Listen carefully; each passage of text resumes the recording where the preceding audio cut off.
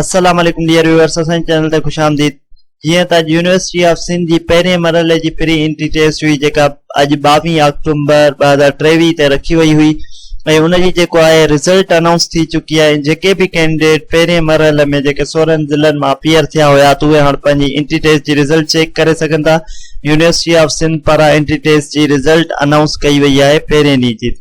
Result check करण जे लाइ तव्हां सिंध यूनिवर्सिटी जी वेबसाइट ते वेंदा, जेका टेस्टिंग सर्विस जी वेबसाइट आहे जंहिंजो URL आहे sutc.usin.edu.pk।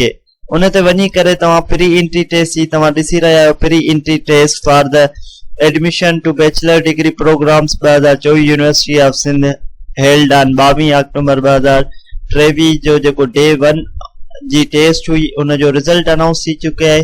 इनके एक्सेस करण जे लाइ तव्हां हिते रिज़ल्ट्स ते क्लिक कंदा ऐं जीअं हिते तव्हां पहिरियां सिलेक्ट कंदा ही प्री एंट्री टेस्ट सिलेक्ट कंदा ऐं हिते तव्हां पंहिंजो सीट नंबर लिखंदा जेको बि तव्हांजो सीट नंबर आहे। जीअं ई असां सीट नंबर एंटर कयोसीं ऐं ॾिसो ही रिज़ल्ट अची वई ऐं हिन जेको कैंडिडेट आहे 56 स्कोर खयो आहे। 56 स्कोर तमामु सुठो स्कोर आहे। ईअं ई तव्हां पंहिंजी रिज़ल्ट चेक करे सघो था। असांजो सभिनी कैंडिडेट्स जे लाइ नेक तमन्नाऊं आहिनि। उमेद आहे त उन्हनि सुठे खां सुठो स्कोर कयो हूंदो ऐं अॻिते हू पंहिंजे जेके बि डिज़ायर डिग्री प्रोग्राम्स आहिनि उन में इंशाल्लाह सिलेक्ट थींदा। त मज़ीद इंफॉर्मेटिव वीडियोस जे लाइ असांजे चैनल खे सब्सक्राइब कयो त जीअं सिंध यूनिवर्सिटी सां रिलेटेड जेका बि इंफॉर्मेशन आहे, एडमिशन जो जेको बि प्रोसेस आहे उन ते मुकम्मल वीडियोस अव्हां ताईं पहुची सघनि। अल्लाह हाफ़िज़।